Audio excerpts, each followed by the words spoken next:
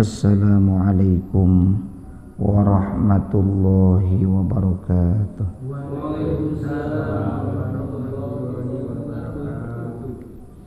Innal hamdalillah nahmaduhu wa nasta'inuhu wa nastaghfiruh wa na'udzu billahi min shururi anfusina min sayyiati a'malina may yahdihillahu fala mudilla lahu wa may yudlil fala hadiyalah. Asyhadu an la ilaha illallah wahdahu la syarikalah wa asyhadu anna sayyidana Muhammadan abduhu wa rasuluh la nabiyya ba'dah. Allahumma salli wa sallim wa barik ala sayyidina Muhammad wa ala alihi wa sahbihi ajma'in. Amma ba'du, subhanaka la ilma lana illa ma 'allamtana innaka antal alimul hakim. Rabbi shrah li sadri wa yassir li amri wahlul 'uqdatam min lisani yafqahu qawli. Rabbi zidni ilma warzuqni fahma bi rahmatika ya arhamar rahimin. Yang kami hormati para orang tua, para sepuh bini sepuh, jajaran Dewan Kemakmuran Masjid beserta jamaah Masjid Al-Fatah Klaster Malabar Ciamas Hills, yang mudah-mudahan senantiasa ada dalam rahmat dan ridha Allah Ta'ala. Teriring doa semoga para bapak saudara sekalian dalam keadaan sehat walafiat, sehat lahir dan batin. Puji dan syukur mari sama-sama kita panjatkan kehadirat Allah Azza wa Jalla yang senantiasa menganugerahkan segala karunia nikmatnya kepada kita. Utamanya adalah nikmat iman, nikmat Islam, nikmat sehat walafiat. Juga tidak lupa pula tentunya adalah nikmat waktu luang. Alhamdulillah. Salawat beriring salamnya semoga senantiasa tertuju tercurahkan kepada insan teladan sepanjang zaman yang membawa umatnya minal dhulumati ilan nur, dari zaman jahiliyah menuju zaman islamiyah. Beliau adalah baginda Rasulullah Muhammad sallallahu alaihi wasallam, juga teruntuk keluarga beliau, para sahabat beliau, para tabi'in, tabi'ut tabi'in, atba'ut tabi'in, hingga kita sekalian yang sedang diajar taat akan syariat dan menghidupkan sunnah-sunnahnya. Semoga kelak mendapatkan syafaatul uzma dari beliau di yaumil akhir nanti. Amin ya Allah ya Rabbal alamin. Mengawali pertemuan kajian pada kesempatan pagi ini Ahad 26 Rajab 1446 Hijriyah bertepatan dengan 26 Januari 2025 Miladiyah. Kita awali pertemuan ini dengan membacakan suratul Fatihah. Semoga dengan keberkahan suratul Fatihah ini yang sakit di antara jamaah yang utamanya biasa hadir bersama kita, mungkin karena udzur sakit di antaranya, ataupun keluarga kita, karib kerabat kita, handai tolan kita yang sedang sakit tersebut, diberikan kesembuhan dengan segera, diberikan kesabaran baik yang dirawat maupun yang dirawat maupun yang merawatnya, semuanya bisa sembuh seperti sedia kala. Yang masih diberikan nikmat sehat, semoga Allah mampukan kita semua menggunakan seluruh anugerah nikmat sehat tersebut dalam rangka taat kepada Allah Ta'ala. Dengan keberkahan suratul Fatihah ini pula semoga hasil daripada kajian kita pagi ini hasil berupa ilmu yang bermanfaat dan barokah. Ala hadhihin niyyah wa ala kulli niyyatin salihah wa ila hadratin nabiyil mustafa Muhammadir Rasulillah sallallahu alaihi wasallam wa ala alihi wa azwajihi wa dhurriyyatihi wa ahli baiti wa liman dakhala fi baitihil kiram syai'un lillahi lahumul fatihah. A'udzu billahi minasy syaithanir rajim. Bismillahirrahmanirrahim. Alhamdulillahi rabbil alamin. Ar-Rahmanir Rahim. Maliki yaumiddin. Iyyaka na'budu wa iyyaka nasta'in. Ihdinas siratal mustaqim. Siratal ladzina an'amta 'alaihim ghairil maghdubi 'alaihim waladdallin. Rabbighfirli wa liwalidayya. Amin. Kita sambung dulu dengan membaca Sayyidul Istighfar. Silakan diikuti bersama-sama. Bismillahirrahmanirrahim. Allahumma anta rabbi la ilaha illa anta khalaqtani wa ana abduka wa ana ala ahdika wa wa'dika mastata'tu a'udzu bika min syarri ma sana'tu abu'u laka bi ni'matika alayya wa abu'u bi dzambi faghfirli fa innahu la yaghfirudz dzunuba illa anta. Para bapak jemaah sekalian rahimakumullah, kita akan lanjut pengajian kita pagi ini masih membahas kitab Al-Adabul Mufrad. Isinya berarti etika. Dan ini adalah buah karya atau disusun oleh seorang ulama besar yang kita sangat familiar dengan beliau, yakni Imam Al-Bukhari. Nama aslinya itu adalah Muhammad. Nama aslinya Muhammad bin Ismail Al-Bukhari. Nama aslinya Muhammad bin Ismail Al-Bukhari. Kenapa Bukhari? Karena beliau lahir di satu kampung namanya Kampung Bukhara. Ya. Muhammad bin Ismail Al-Bukhari. Pertemuan terdahulu kita sudah membahas hadis nomor 1 dan nomor 2 yang berbicara tentang firman Allah surah Al-Ankabut ayat 8, wa wassaynal insana biwalidayhi husna. Ya, kata Allah, firman Allah Ta'ala, dan kami wasiatkan kepada manusia untuk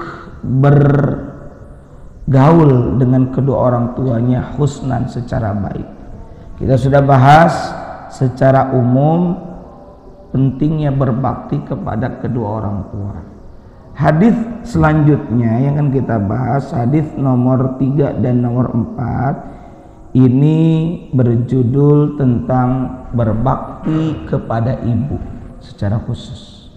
Nanti ada lagi di hadis nomor 5, judulnya berbakti kepada ayah. Nah, ini ibu dulu, 2 hadis. Bismillahirrahmanirrahim. Hadis nomor ketiga, ada riwayat diterima dari Bahaz Ibnu Hakim. Bahaz Ibnu Hakim memperoleh hadis dari ayahnya, ya, ayahnya dari kakeknya. Nah, kakeknya ini yang langsung bertemu dengan baginda Rasulullah Muhammad sallallahu alaihi wa alihi wasallam. Apa pertanyaannya? Ya Rasulullah, wahai Rasulullah, man abarru, man siapa, bahasa Inggris juga man, ya, man orang, ya, man siapa, abarru, kepada siapakah abarru aku harus berbakti.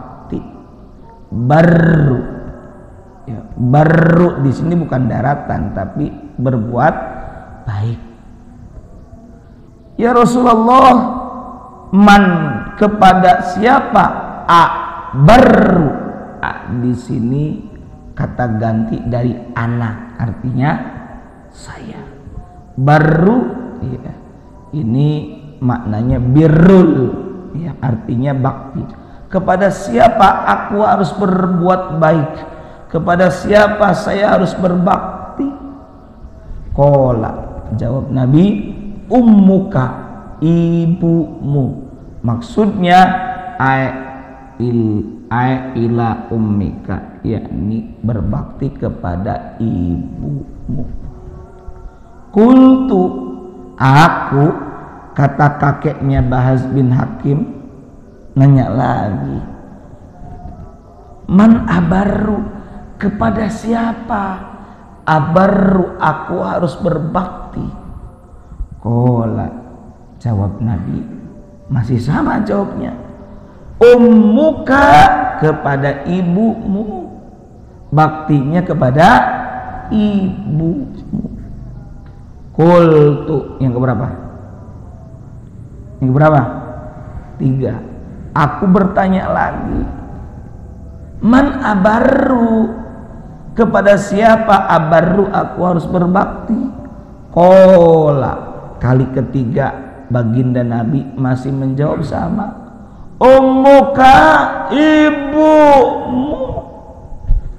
Yang keberapa selanjutnya? Qultu, aku, yakni kakeknya Bahaz bin Hakim yang meriwayatkan hadis ini. Qultu, aku bertanya lagi, man abarru, kepada siapa Rasul abarru aku harus berbakti. Baru kata Nabi, qala abaka, bapakmu.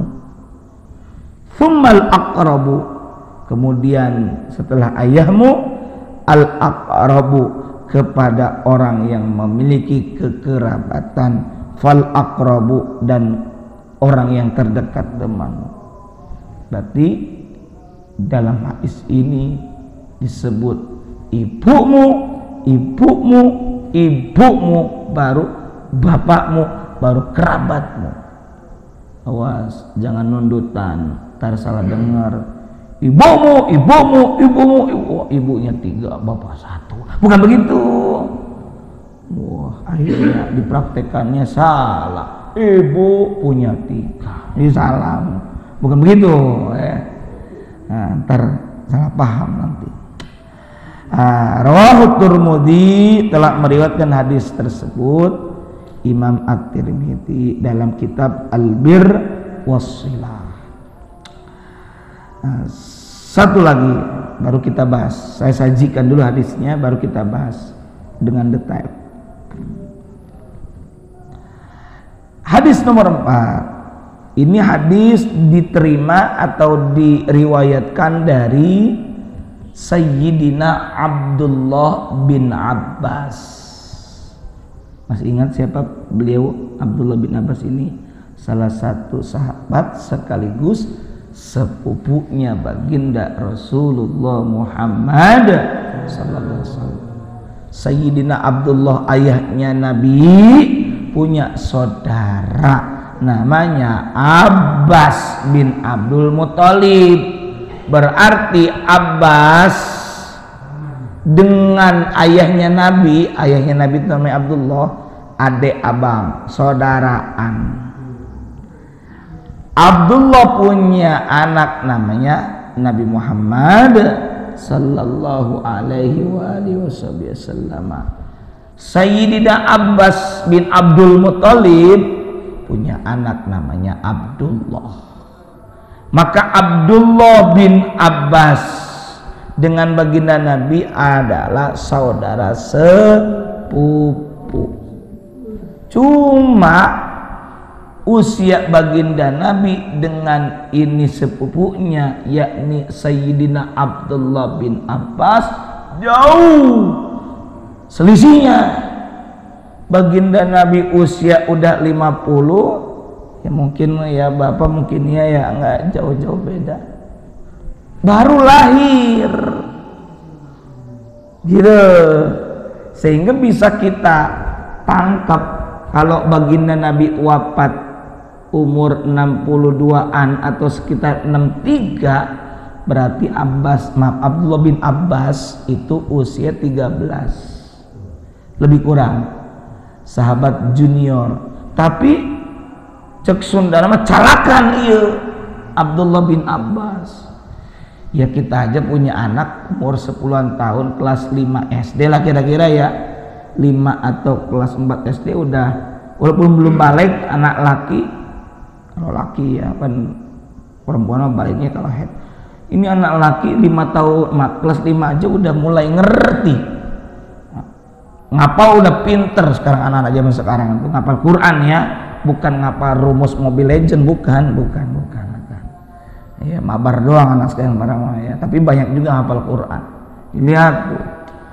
Sampai ini Abdullah bin Abbas dulu didoakan oleh baginda Nabi, Allahumma, sambil dipegang nih bocah ini Abdullah bin Abbas, faqihhu fiddin wa'allimhu ta'wil. Ya Allah, berikanlah pemahaman agama kepada ini anak dan ajarkanlah kepadanya kemampuan menafsirkan Al-Quran. Makanya beliau ini sangat capable, punya kapasitas keilmuan dalam menafsirkan tafsir. Makanya ada namanya itu tafsir Imam Abdullah bin Abbas. Abdullah bin Abbas, banyak nama Abdullah, maka beliau ini disebut dengan Ibnu Abbas. Ya, makamnya ada di Taif. Kalau di Mekah bapak hajian atau umrohan ada kesempatan main ke Taif, ya paling juga kalau naik taksi ngabisin, kalau bareng-bareng ya 200-300 ribuan. Kalau bareng-bareng pergi pulang itu puncaknya Mekah gitu, adem, apalagi sekarang musim dingin. Nah, ini hadis diriwayatkan dari Abdullah bin Abbas. Beliau meriwayatkan bahwa ada seorang laki-laki datang kepada ini Abdullah bin Abbas berkata, ini berarti kita bayangkan ya bahwa Abdullah bin Abbas itu udah gede, udah dewasa, Nabi udah tiada. Ini kan kalau usia 13 itu usia Abdullah bin Abbas 13-an tahun, berarti usia Nabi saat itu 63 tahun dan di saat itu wafat. Ya. Nah, ini ketika Nabi telah wafat, Abdullah bin Abbas sudah dewasa, ya sudah 30-40-an mungkin begitu. Beliau dijadikan tempat bertanya. Ada di antara seorang laki-laki bertanya kepada beliau, "Inni khatibtum ro'atan." Ini sesungguhnya aku, kata si pria yang ngadu kepada Abdullah bin Abbas. Khatib itu meminang, khitbah. Imro'atan, seorang wanita. Fa'abat antan kihani, tapi perempuan itu aba. Kalau aba buat laki-laki, kalau perempuan abad. Tuh di surah Al-Baqarah ayat 43 ada ayat aba wastakbar wa kana minal kafirin. Iblis aba, enggan menuruti perintah Allah untuk bersujud menghormat kepada Adam. Wastakbaro, dan sombong. Wa kana minal kafirin, dan adalah iblis itu termasuk kelompok yang apa? Wa kana minal kafirin, termasuk yang ingkar. Nah, aba, enggan. Hei Abdullah bin Abbas, sesungguhnya aku meminang seorang perempuan, tapi ini perempuan enggan, kagak mau, alias menolak. Antan kihani, menolak menikah denganku, menolak pinanganku. Wa khatabaha ghairi, dan telah meminang kemudian kepada itu si perempuan ghairi, selain aku. Artinya setelah menolak pinanganku, wahai Abdullah bin Abbas, ini si orang perempuan malah menerima pinangan yang lain. Meminang dulu, maaf. Setelah aku ditolak, datang laki-laki lain meminang kepada dia. Fahabbat antan kihahu, dan wanita itu ahabbat, apa haba mah suka, menerima. Lantas si perempuan itu suka, dalam arti menerima, antan kihahu, suka untuk menikahi dengan laki-laki selain aku itu. Curhat si laki-laki yang sedang nanya kepada Abdullah bin Abbas. Pagirtu alaiha, ghirah, cemburu. Maka aku pun cemburu alaiha, kepada itu si perempuan, haknya kepada perempuan. Faqataltuha, ini curhatnya nih. Lantas aku membunuh si perempuan itu. Jadi curhatnya udah kejadian, ya ngadu itu. Pahal li min taubatin, maka apakah li bagiku min taubatin, ada kesempatan taubat. Bagaimana nih, saya udah bunuh orang. Jadi bisaan ini laki-laki enggak cerita aku telah membunuh dulu, enggak, diceritakan dulu sabab musababnya. Saya ini pernah begini. Kita kan suka jadi penasaran, terus gimana? Saya bunuh. Apakah masih ada kesempatan taubat buat saya?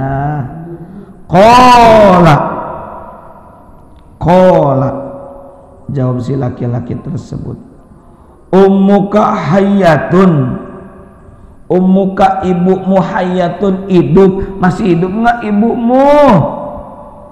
Ya.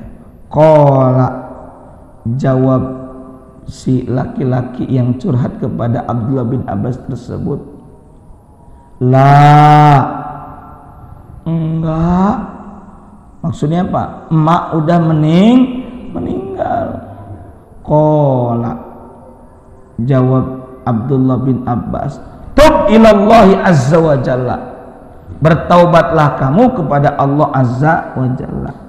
Ini disclaimer dulu nih biar nggak salah paham. Ini bukan berarti meniadakan hukum ya, hukum tetap ditegakkan. Tapi yang kita bicarakan berkenaan dengan pertaubatan. Sudah barang tentu taubat itu kita pernah bahas dahulu, Ada 4. 1, berhenti dari dosa, al-iqla'. Yang kedua, ada namanya an-nadamu, menyesali. Yang ketiga, al-azmu, bertekad tidak akan mengulangi, bahkan menambalnya dengan kebaikan. Yang keempat nih, kalau ada kaitan dengan hukum, ada kaitan dengan orang, ya ditunaikan dulu, diberesin. Ini bukan berarti nggak diberesin, ini disuruh tobat kepada Allah, sudah barang tentu hukum tentu ditegakkan. Jadi jangan salah paham, kalau dibahas hadis ini disuruh tobat, disuruh pertaubatan doang, disangkanya hukum nggak ditegakkan, nanti orang gampang membunuh orang. Ya nggak begitu, jangan salah paham ya, jangan salah paham. Nah ini konteksnya taubat. Tub ilallah azza wa jalla, bertaubatlah kamu kepada Allah azza wa jalla. Wa taqarrab ilaihi, dan dekatkan dirimu ilaihi, kepada Allah. Mastata'ta, sekemampuan kamu. Ya kamu dijatuhi hukuman, kamu taubat benar-benar sungguh-sungguh kepada Allah. Mendekatlah kepada Allah dengan cara ibadah. Mastata'ta, sekemampuan kamu. Sekemampuan itu bukan berarti sadaek kena sekeinginan kita, bukan.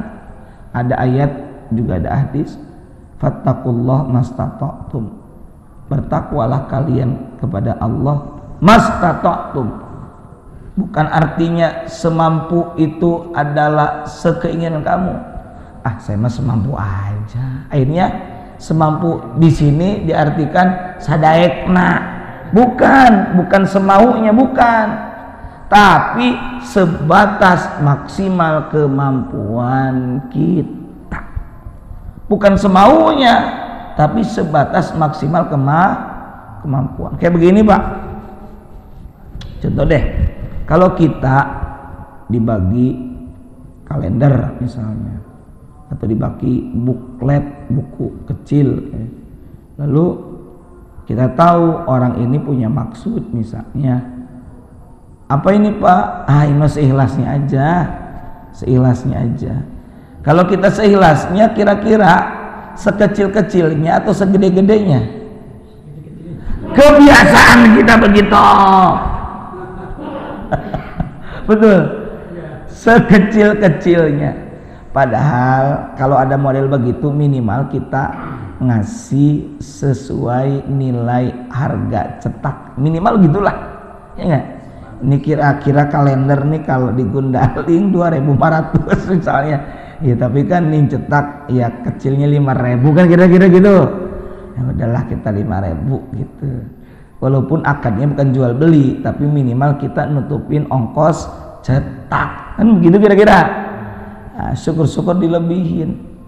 Nah, kalau disambungkan dengan konteks seikhlasnya sama dengan bertakwa sekadar kemampuan, artinya semaksimal kemampuan.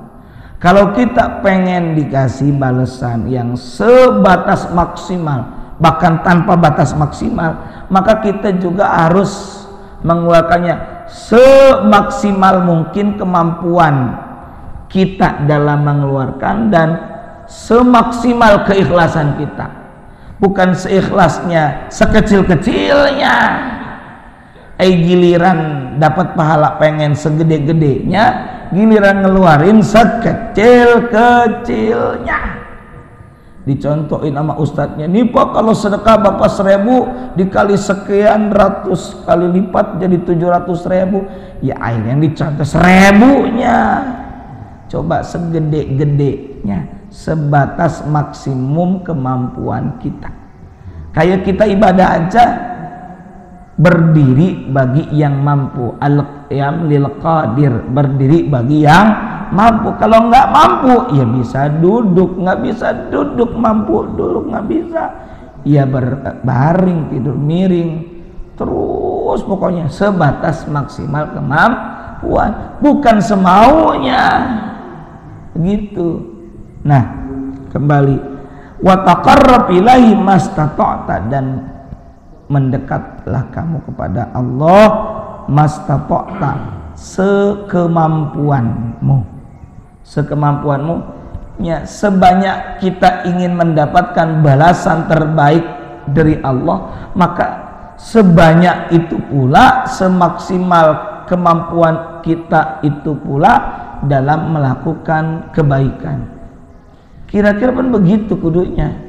Jangan giliran dikasih pengen gede, giliran ngasih kecil gitu ya. Nah, ya Allah ya Rabbana. Ya, kita ini kan memiliki banyak potensi. Kalau kata Nabi bersodakahlah kamu walau bisyikki tamarin, walaupun dengan sebiji kurma. Itu maksudnya walaupun kudu begitu, tapi bukan berarti kita contoh itunya. Semangat dan polanya adalah dengan keikhlasan sedekah sekadar kemampuan kita. Ya kalau kita mampunya bisa gede ya gede, jangan ambil yang kecil. Termasuk sekemampuan kita itu, kita di dompet ada 100.000. Ya kalau kita mampu 10.000 dan masih ada lebih ya 10.000 gitu, sekadar kemampuan. Supaya juga kita tentu harus proporsional. Ada buat dapur tetap, jangan kemudian dikeluarkan buat sedekah, buat dapur nggak ada, itu juga nggak tepat. Nah, fadhahabtu fasa'altubna Abbasin. Kata Abdullah bin Abbas tadi kan apa? Bertaubatlah kamu dan dekatkan dirimu kepadanya sesuai kemampuan.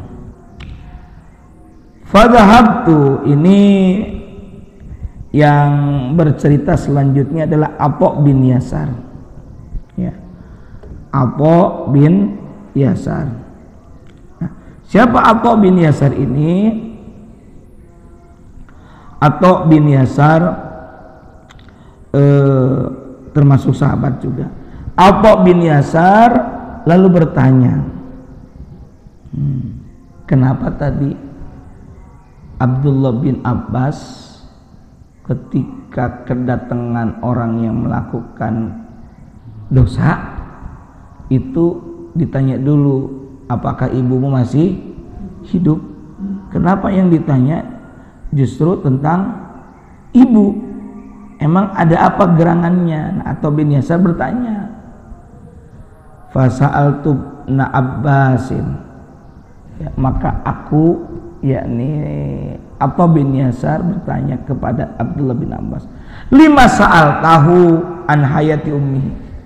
Singkatnya nih, ini kayaknya Abdullah bin Abbas saat itu tidak sendiri, di sekitar atau di sampingnya ada Atha bin Yasar.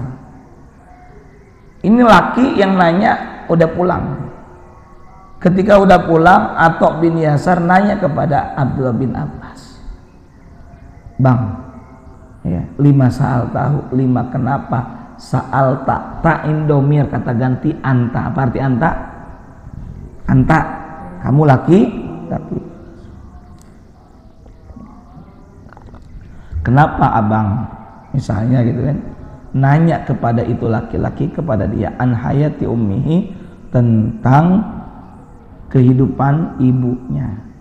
Faqala, jawab Abdullah bin Abbas bin Abdul Muttalib radhiyallahu anhu, inni la a'lamu amalan, ini sesungguhnya aku la a'lamu tidak mengetahui amalan, tentang satu amalan aqrabu yang mampu mendekatkan diri seseorang ilallahi azza wa jalla, kepada Allah azza wa jalla, min birril walidati, selain daripada berbakti kepada ibu. Begitu kenapa Abdullah bin Abbas nanya dulu, mak kamu masih ada atau enggak? Ya, ternyata jawabannya kan enggak ada. Nah, ini Atha bin Yasar pan kepo, bukan kepo, sebenarnya pengen tahu Kepo bukan pengen tahu sebenarnya, Pak. Kepo itu knowing every particular object. Segala tahu tuh kepo, bukan kepengen tahu. Ya ntar lebaran juga saya kepo ketemu ponakan gitu ya. Itu mah kepo. Ini Atha bin Yasar nanya, kenapa kamu nanya tentang ibu? Ya. Oh ternyata kira-kira beginilah. Orang punya dosa disuruh taubat, disuruh mendekat kepada Allah. Nah kalau masih ada ibunya mah, ini bocah, ini orang laki yang nanya mau disuruh berbakti kepada ibu. Karena berbakti kepada ibu dalam pandangan Abdullah bin Abbas dinilai sebagai amalan yang mampu mendekatkan diri kepada Allah. Gitu. Mari kita bahas secara rinci, poin per poin. Para bapak jamaah sekalian rahimakumullah, berbakti kepada ibu. Dalam hadis nomor 2 tadi kita melihat, mendengar bahwa Nabi ditanya kepada siapa harus berbakti? Kepada ibumu, ibumu, ibumu, ibumu. Sampai 3 kali baru ayahmu. Ini menunjukkan bahwa derajat ibu dalam konteks kita berbakti itu lebih didahulukan, lebih diutamakan. Ya. Karena dalam sebuah riwayat, hadis riwayat Imam Ibnu Majah, sahih hadisnya ini riwayat dari Miqdam bin Ma'di Akrib, bahwa baginda Rasulullah Muhammad sallallahu alaihi wasallam bersabda, innallaha yusikum bi ummahatikum salasan. Sesungguhnya Allah telah berwasiat kepada kalian. Di situ ada para sahabat dan juga tentu untuk kita semua. Sesungguhnya Allah telah berwasiat kepada kalian bi ummahatikum, tentang ibu kalian, salasan, sebanyak 3 kali. Innallaha yusikum bi abaikum. Sesungguhnya Allah berwasiat kepada kalian untuk berbuat baik kepada ayah kalian. Innallaha yusikum bil aqrab fal aqrab. Sesungguhnya Allah mewasiatkan kalian untuk berbakti, berbuat baik kepada kerabat dan kerabat yang terdekat. Nah, di sini para bapak jamaah sekalian rahimakumullah, jelas bahwa dari berbagai hadis pendukung kita berbakti lebih dulu kepada ibu dan ibu.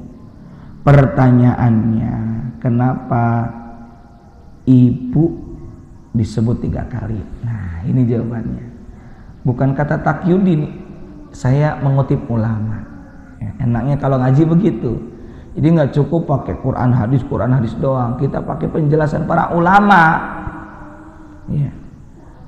Di dalam kitab Syarah Sahih Bukhari, namanya kitab Fathul Bari, karya Al-Hafidh Al-Imam Al-Hafidh Ibnu Hajar Al-Asqalani. Disebut Al-Hafidh hafal 100.000 minimal hadis, sanad dan matannya. Nah, kita ada orang hari ini baru hafal 1 hadis doang, udah gampang nyalahin orang gitu ya. Nah, ini Al-Hafidh Imam Ibnu Hajar Al-Asqalani, dia juga yang menyusun kitab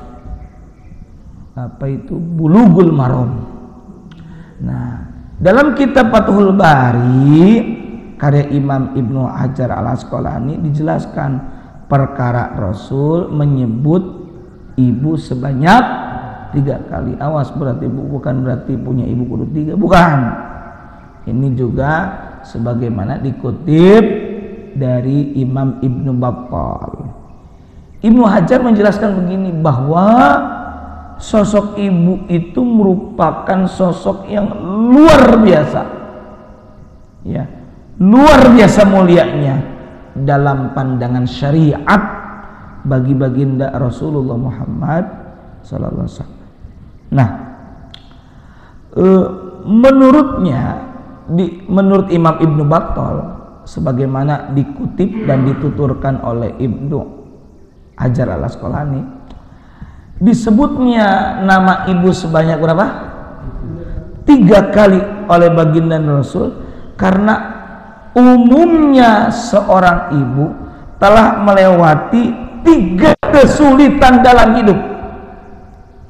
Nih, saya ulang. Kenapa ibu disebut 3 kali dalam konteks berbaktinya seorang anak kepada orang tua? Dipilihlah kenapa ibu ya, sebanyak berapa? 3 kali.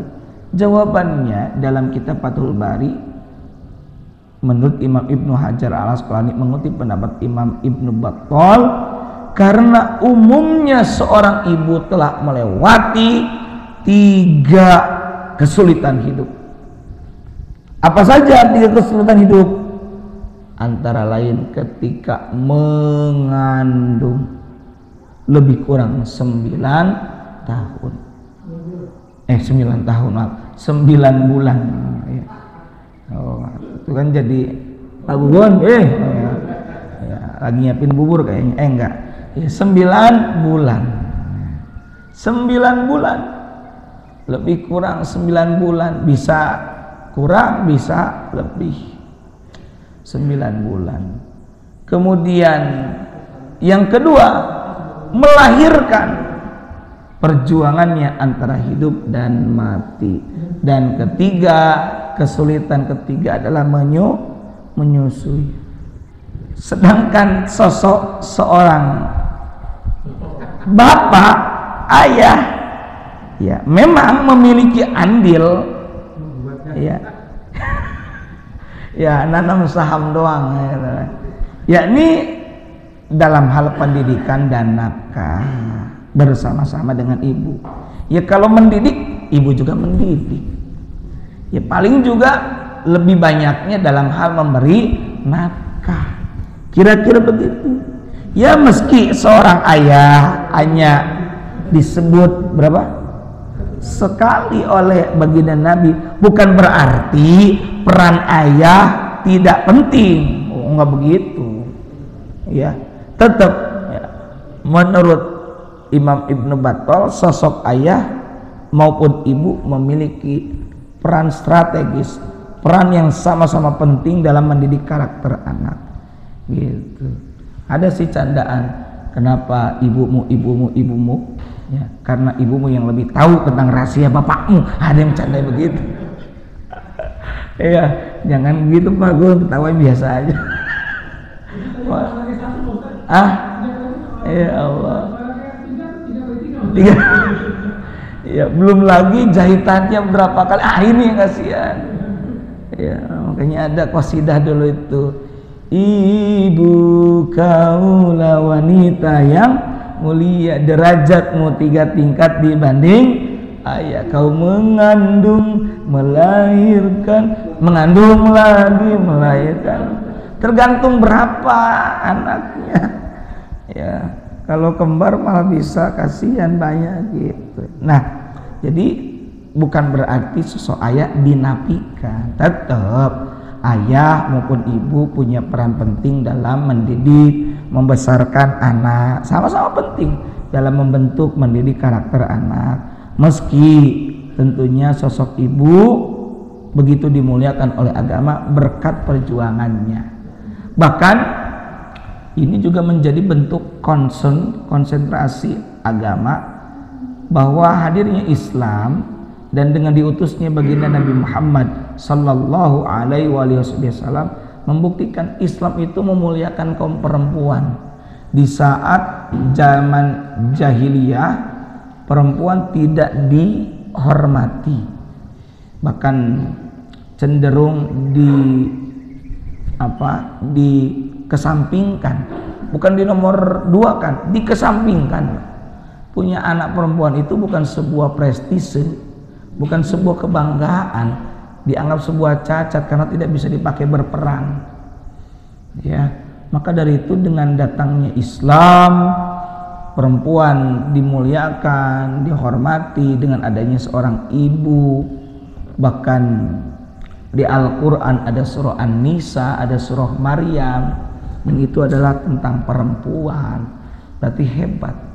Kalau laki-laki cuma ya selain Luqman ada berkenan keluarga, cuma disebut Ali Imran. Ya, nggak disebutkan siapa Imran itu, cuma keluarga Imran. Emang laki kadang nggak dianggap, ya nggak apa-apa dah, tapi berperan penting. Buktinya lahir dari situ ada Maryam, kerabatnya ada Zakaria, ada kemudian Nabi Isa alaihi salatu wassalam. Jadi ibu itu sosok yang sangat penting. Karena itu kita harus menghormati, memuliakan seorang ibu. Maka wajar Pak, saya itu kalau minta didoakan kepada orang soleh, kepada orang alim, kepada guru, selalu bilang begini, ibu kamu masih ada enggak? Ya. Ke ibumu dulu. Horeng teh iya, dimana hadis nomor 4 tadi ada yang datang kepada Abdullah bin Abbas, ibumu masih hidup enggak? Sama halnya begini, bagus ziarah ke makam para wali, kepada orang-orang soleh, bagus, tapi jangan lupa orang tuamu dulu. Kalau sudah tiada, ya ziarahi dulu. Kalau kita sempat dekat gitu ya, tidak utuh. Kalaupun enggak, ya kita doakan. Ya sudah pasti tiap beres sholat 5 waktu kita doakan minimalnya Robbi firli warhamni, Robbi firli wa walidayya warhamhum kama rabbayani shaghira. Jangan lupa. Bahkan ada sebuah riwayat dalam kitab Al-Jami'us Shaghir, ketika seorang anak atau seorang manusia meninggalkanlah dengan sengaja, bukan lupa, meninggalkan, tidak mendoakan kedua orang tuanya, maka akan terputus rezekinya, minimal keberkahannya. Naudzubillahi min dzalik. Jadi jangan lupa doakan orang tua. Robbi firli wali walidayya warhamhum kama rabbayani shaghira. Hitung-hitung itu adalah bentuk bayar royalti kepada orang tua kita. Ya kalau kita mau bales secara materi mungkin saja sih, mungkin aja sebenarnya. Kalau Bapak punya harta 300 sante gitu ya, 300 sante, walaupun, tapi jangan maling ntar 6 tahun, cuma 6 tahun ini kok, jangan ya 300 T dibayar buat orang. Emang mama berapa sih dulu ngelahirin? Sekian. Susu habis berapa sih? Sekian. Ya gizi buat ke dokter berapa sih? Kan katakanlah 100 T, tetap nggak bisa. Mungkin biaya bisa dibayar, tapi perjuangan, istilahnya apa yang berkenaan ibu nggak bisa dibayar. Terakhir Pak, berkenaan dengan cairan dari ibu kita, itu ada yang sangat berharga. Ya. Ada air susu ibu, ada air ketuban, ketika melahirkan, ada air mata, maka itulah bentuk perjuangan orang tua. Itu yang tidak bisa dibayar, itu yang tidak bisa kita beli. Maka beruntung yang masih ada ibu, utamanya ibu ya, selain bapak kita bisa berbakti. Kalaulah kita tidak bisa berbakti, di pertemuan lalu kita pernah bahas, bisa dengan bersodako, bisa dengan berpuasa. Ya, kita bersodako dalam hati kita niatkan untuk ibu kita. Kita niatkan apa yang kita lakukan untuk orang tua kita. Kalaulah dulu kita sering bandel, ngeyel kepada ibu bapak kita, ya sekarang atuh ada kelebihan rezeki, ya sok atuh gunakan itu untuk orang tua. Saya yakin kebahagiaan prestasi kita hari ini itu adalah hasil dari tirakat orang tua kita dulu. Saya pun meyakini itu. Saya nggak punya apa-apa kalau bukan karena doa orang tua dan doa guru-guru saya, bimbingan dan arahan dari beliau-beliau semua, dan sudah barang tentu taufik hidayah dari Allah Ta'ala. Maka jangan lupakan orang tua. Kita tidak ada apa-apanya. Betapapun orang tua kita juga punya salah, biarkan itu urusan lain. Tapi kita bakti kepada orang tua, jangan lupakan itu. Semoga Allah Ta'ala mengampuni dosa-dosa kita, dosa-dosa orang tua kita, dan Allah menjadikan kita anak-anak yang saleh, yang mampu berbakti kepada kedua orang tua kita. Kita bacakan sebagai penutup suratul Fatihah. Kita khususkan untuk orang tua kita yang telah tiada, semoga Allah ampuni dosa-dosanya, Allah anugerahkan maghfirah, rahmah, afiyah, ditempatkan di Jannatun Naim, diangkat derajatnya di surganya Allah Ta'ala. Yang masih ada kita doakan semoga Allah berikan yang terbaik, karena kalau masih ada paling umurnya 70, 80, ya pokoknya Allah berikan yang terbaik. Allah berikan yang terbaik, walaupun nanti saat ajal datang Allah wafatkan dalam keadaan husnul khatimah. Al-Fatihah. A'udzu billahi minasyaitonir rajim. Bismillahirrahmanirrahim. Alhamdulillahirabbil alamin arrahmanir rahim maliki yaumiddin. Iyyaka na'budu wa iyyaka nasta'in. Ihdinas siratal mustaqim. Siratal ladzina an'amta 'alaihim ghairil maghdubi 'alaihim waladdallin. Amin. Astaghfirullahaladzim ya maulana ya ma'bud ya karim ya Allah ya mujibas sa'ilin. Amin ya rabbal alamin. Bismillahirrahmanirrahim. Alhamdulillahirabbil alamin hamdan yuwafi ni'amahu yukafi mazidah. Ya Rabbana lakal hamdu wa lakal syukru kama yanbaghi li jalali wajhikal karim wa 'azim sultanik. Allahumma shalli ala nuril anwar wa sirril asrar wa triyakil adyan mutahi babil yasar sayyidina maulana Muhammadin mukhtar wa alil abrar wa sabil akhyar adadan ni'amil nafdhali. Allahumma ij'al hadha jam'ana jam'an marhuma wa tafarruqana min ba'di tafarruqan ma'suma. Allahumma ighfir lana wa liwalidina warhamna warhamhum kama rabbawna shighara wa li jami'il muslimin muslimatil mu'minin minal lahmin wal amwat innaka sami'un qaribun mujibud da'wati ya qadhiyal hajat. Rabbana zalamna anfusana wa illam taghfir lana tarhamna lanakunanna minal khasirin. Rabbana atina fid dunya hasanah fil akhirati hasanah wa qina adzabannar wa adkhilnal jannata ma'al abrar ya aziz ya ghafur ya rabbal alamin. Sallallahu ala sayyidina Muhammad wa ala alihi wasallam.